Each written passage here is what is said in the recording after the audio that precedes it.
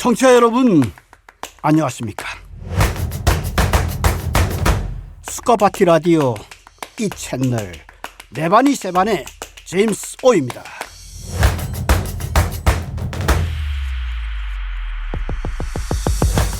아라비아 숫자 중에 0이 있죠. 영어로는 제로인데요. 제로라는 개념은 인도에서 유래되었다고 합니다. 보통 제로를 아무것도 없다라고 수학적으로 이해하고 있지만 본래 뜻은 균형, 즉 한쪽으로 치우치지 않는 중심 자리를 의미한다고 합니다. 더도 아니고 덜도 아닌 평화롭고 고요하고 텅 빈 상태를 말하는 것이겠죠. 어느 스님은 텅 빈 충만이라고 말씀하셨는데 참으로 멋진 표현입니다. 생각해보면 우리는 없는 것을 채우려는 쪽으로만 살려고 하는데 거꾸로 있는 것을 꺼집어 내어 쓰는 쪽으로 가야겠구나 하는 생각이 듭니다.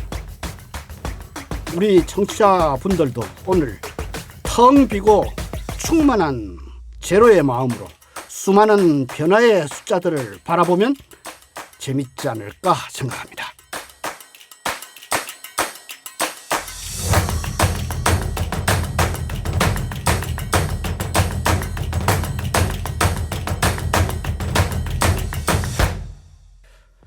지난 방송에서 다가올 2030년에 펼쳐질 거대한 물결 중에 하나인 밀레니얼 세대보다 중요한 실버 세대란 주제로 방송을 하였습니다.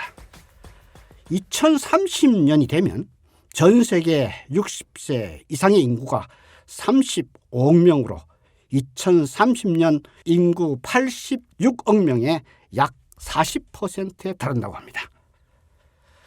새로운 의학과 기술의 힘을 빌려 나이가 들어도 건강을 유지하게 되어 은퇴와 노인을 바라보는 눈이 완전히 바뀔 것입니다. 따라서 세대를 바라보는 관점에 큰 변화가 생기고 노인층의 숨겨진 특성이 발현되며 이로 인해 노년이 재발견되어 실버 시장에 큰 장이 열리고 아울러 실버 노동시장이 활성화될 걸로 기대하고 있습니다. 오늘은 다년간 기업에서 근무하시다가 작년 말 60세 나이로 정년 퇴임하시고 이제 정말 잠시 백수가 되신 홍경준 씨를 스튜디오에 모시고 실버 세대에 대한 여러 가지 얘기를 나눠보겠습니다.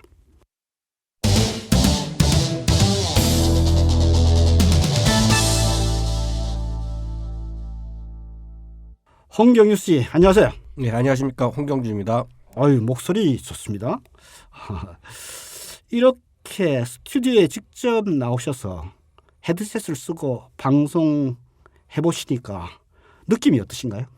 예, 이렇게 그 정식 스튜디오에 나온 건 처음입니다만은 생각보다 참 포근하고 아늑하네요. 그리고 제가 퇴직한 다음에 하루에 하나씩 새로운 것을 배우고자 했는데 오늘 참 새로운 경험을 하는 것 같습니다. 네, 아이고 좋은 말씀 감사합니다. 퇴임을 언제 하셨나요? 2022년 12월 31일 퇴임했습니다. 그러니까 이제 3개월이 거의 다 돼 가는군요. 예, 이제 2개월 좀 넘었습니다. 예. 만 60세가 되면은 반드시 퇴임해야만 하나요? 예, 제가 다녔던 회사는 이제 벌써 과거형이 되어버렸는데요. 회사 정책상 만 60세가 되는 해 연말에 정년 퇴임을 하게 되어 있습니다. 아, 만 60세가 되는 그 해에 퇴임을 하는군요. 그 날짜에 퇴임하는 게 아니라. 아니고 그 연말에 하게 되어 있습니다. 그런데 퇴임을 꼭 60세까지 이렇게 해야만 하나요? 아니면 본인이 선택하신 거예요? 어떤 것입니까? 이런 그 중간에 퇴임하신 분도 계시는데요. 그건 다 본인의 선택이 되겠죠. 아, 연봉을 많이 받으셨군요. 대기업에 근무하신 걸로 아는데 몇 년간 근무하신 건가요? 그러니까 한 90년 1월부터 제가 입사했으니까요. 만 33년 근무했습니다. 33년. 예. 예, 오랜 동안 근무하셨네요. 실례지만 전공은 무엇인가요? 예, 대학에서는 화학을 전공했고요. 대학원에서는 유기금속을 전공했는데요. 유기금속이요? 예, 유기금속을 전공했습니다. 예, 유기금속이 뭘 하는 건가요? 금속 촉매를 이용해서 예. 유기 반응을 일으키는 그런 것을 전공했습니다. 그러니까 촉매를 전공했다고 보시면 되겠습니다. 촉매는 좀 어려운 거 아닌가요? 그 화학 반응을 촉진시키는 그러니까 좀 더 그 원활하게 화학 반응을 할 수 있는 그런 금속을 전공했다고 보시면 되겠습니다. 하여튼 어려운 거 하셨네요. 예. 오랫동안 한국에서만 근무하셨나요? 아닙니다. 중간에 그 8년 정도를 중국 근무를 했습니다. 중국 어디서 근무하셨나요? 상반 그 4년은 중국 영파에서 근무했고요. 또 4년은 중국 중경에서 근무했습니다. 아, 영파, 우리 닝뽀라고도 예, 하죠. 그 중국말로는 닝뽀라고 하고요. 네.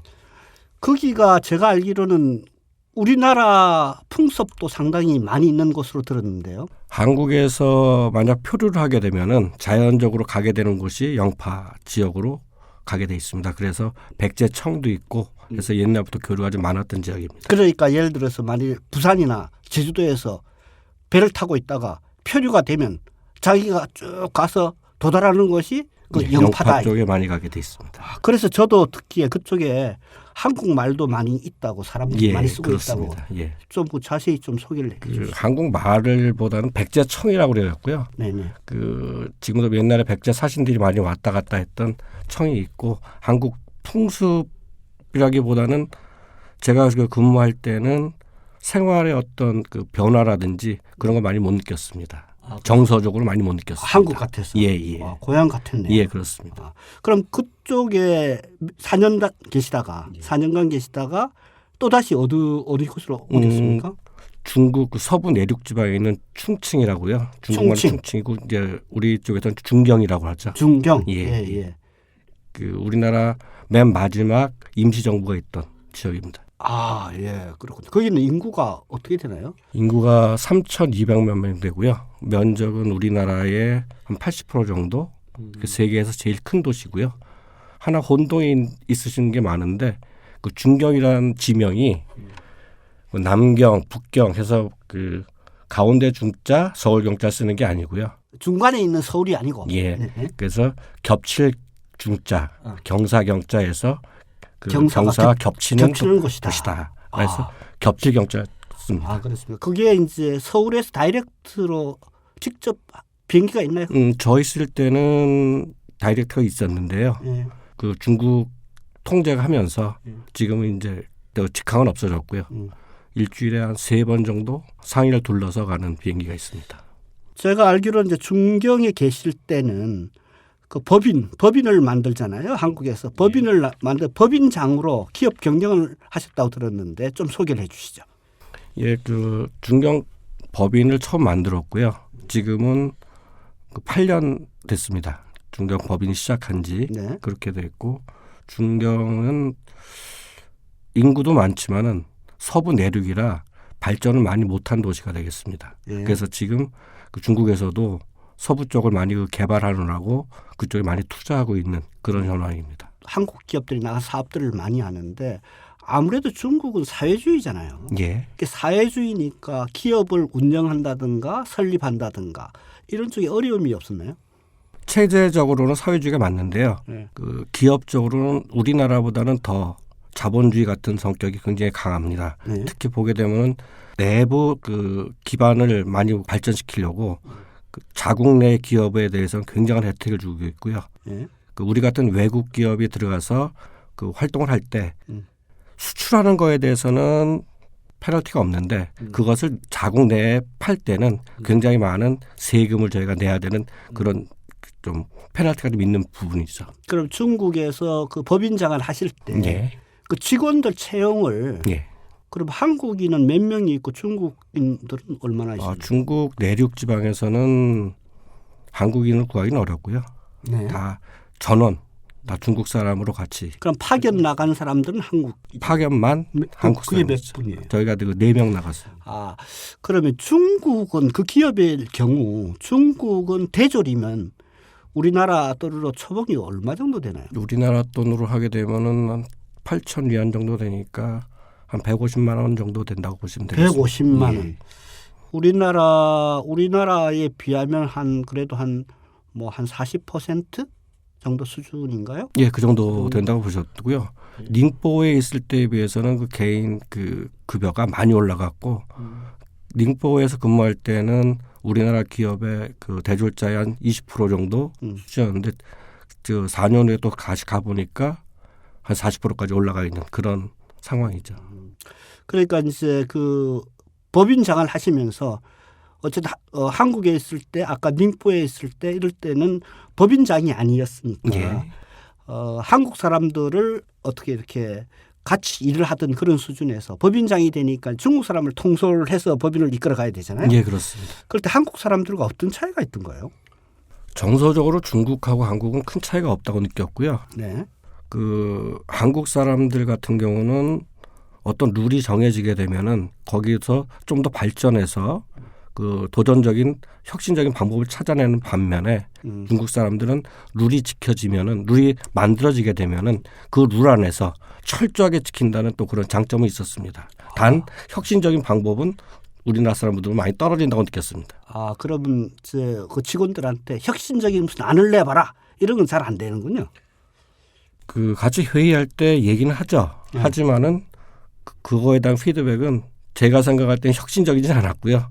그냥 일반적인 그 룰 안에서 룰을 어떻게 하면 좀 더 철저하게 지킬까 그런 방법의 대안을 갖고 왔습니다. 그렇습니다. 그러면 홍보비장 8년 중국에 있어요. 중국말 잘하시겠습니다? 그냥 먹고 살 서바이벌 중국어라고 그랬고요. 예. 살 수 있을 정도만 하는 거죠. 그렇습니까? 그럼 중국에 8년 계셨으면은 예. 중국이 우리나라보다 훨씬 땅덩이도 넓고 인구도 많고 우리나라보다 조금 더 후진국이니까 여러 가지 기회가 많았을 거 아니에요. 예. 그 퇴임하시고 그쪽에서 사업 같은 걸 하시지 한국을 왜 들으셨어요? 아무래도 제 고향이 이쪽이다 보니까요. 예. 정리는 한국에서 와서 하는 게 좋지 않을까 그렇게 생각했습니다. 예. 그냥 생활하는 데는 전혀 지장이 없었나요? 생활하는 데는 중국이 더 편했다고 보여지죠. 그렇습니까? 그러니까 거기 인프라도 옛날에 비해서 많이 좋아졌기 때문에 기본적인 생활 환경은 저희하고 큰 차이가 없다고 느꼈습니다. 가족들 다 데리고 나가셨죠? 저는 이제 집사람하고 저하고 둘이 나갔습니다. 애들이 여기서 학원 문제가 있어서요. 학원 문제가 있어서 일부러 다른 사람들은 중국을 데리고 가서 큰 나라에서 그런 환경도 배우게 하고 중국말도 이렇게 하고 일부러 데리고 나가는데 유학도 보내고 그러는데 왜 그걸 그렇게 했어요? 저희 애들이 좀 특수한 걸 공부를 해서요. 그러니까 큰 애는 만화를 좋아했고 작은 애는 피아노를 했습니다. 그 피아노는 제가 중국에 나가 있을 당시에 걔는 독일에 가서 이제 공부를 했기 때문에 저하고 집사람하고 둘이 나갔습니다. 그렇습니까? 많은 전 세계 나라들은 대한민국이 거대한 중국 옆에 있어서 많은 도움도 받고 그로 인해서 성장을 많이 했다고 합니다.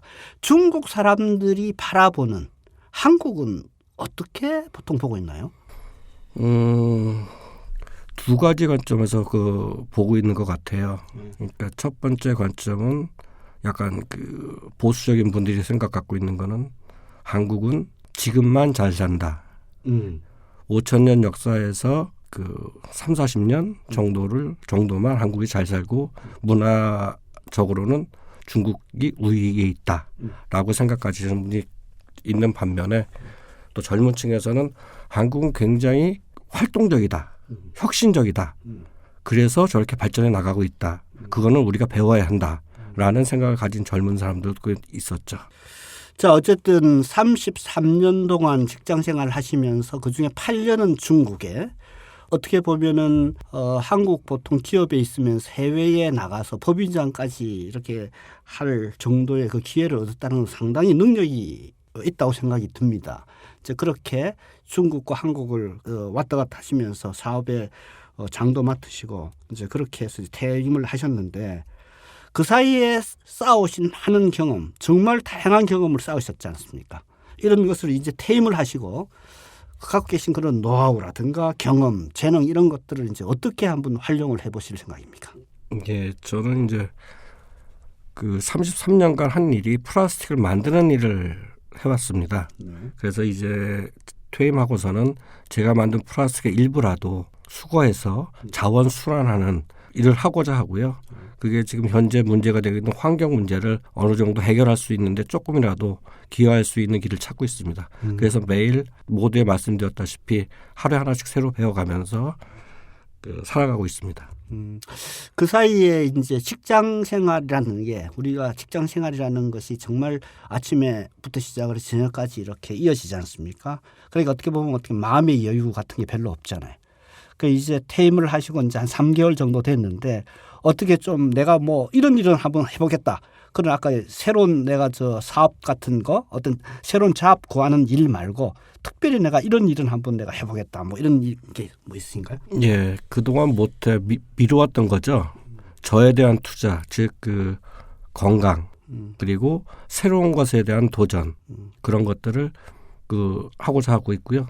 지금 조금씩 하고 있으면서 미래를 준비하고 있습니다. 이 방송에 이제 우리 저 홍경윤 씨를 초대를 해서 얘기하는 게 우리가 2030년이 되면 이제 실버 시대, 2030년이 되면은 실버 시대가 온다.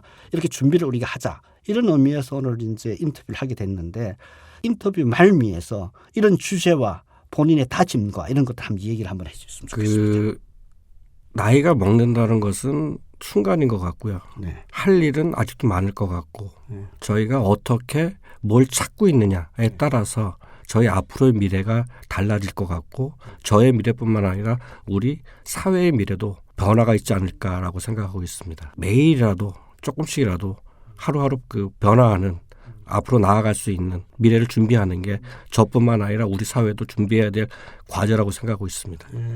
아마 퇴임을 하실 때 많은 동료분들도 같이 퇴임을 하셨을 텐데 비슷한 생각이겠죠? 다들? 예, 지금 저희 세대가 이제 60이면서 범띠 세대인데요. 사람도 많고 하는데 대부분이 지금은 집에서 쉬겠다라고 하는 그 사람들보다는 어떻게 하면 경제적인 목적이 아니고 사회에 어떻게 좀 더 이바지할 수 있을까 그리고 자기 자신을 새롭게 변화시킬 수 있을까라는 고민을 많이 하는 것 같습니다. 아, 잘 됐네요. 이 방송이 말이죠. 사업이 얘기입니다. 예. 우리가 일을 합시다. 사업합시다. 이 방송이거든요. 그래서 앞으로 이 방송을 많이 청취해 주시고 주위에도 많이 좀 널리 알려주셔서 많은 분들이 여기 와서 우리 저 홍경준 책임처럼 직책이 책임이어서 제가 책임으로 불렀는데 홍경준 씨처럼 같이 여기에서 이런 얘기를 나누었으면 하는 생각입니다. 예. 감사합니다. 오늘 여러 말씀 감사드리고 아무쪼록 원하시는 제2의 삶과 함께 행복하고 즐거운 인생 만드시기를 수카바티 방송 레바니 셰바네가 응원하겠습니다. 감사합니다. 감사합니다. 오늘 레바니 셰바네가 벌써 10회차 방송입니다. 10이란 숫자에도 0이 붙어 있죠. 의미가 있는 날입니다. 방송을 시작하고 처음으로 스튜디오에 초대 손님을 직접 모시고 인터뷰를 진행했습니다. 우리 네바니 셰바네도 다양한 변화를 시도하고 있습니다. 청취자분들의 많은 관심과 애청 바랍니다. 자, 오늘은요. 저녁 8시 50분 수카바티 라디오 이 채널 사이사이 문득 방송이 있는 날입니다. 풍광이 좋은 절로 가서 그곳의 역사 얘기도 들어보시고 주변의 메시지를 음미하며 한자 공부도 하는 일석삼조의 시간입니다. 많은 애청 바랍니다. 오늘 레바니 셰바네는 여기까지입니다. 제임스 오였습니다. 내가 바뀌니 세상이 바뀌네.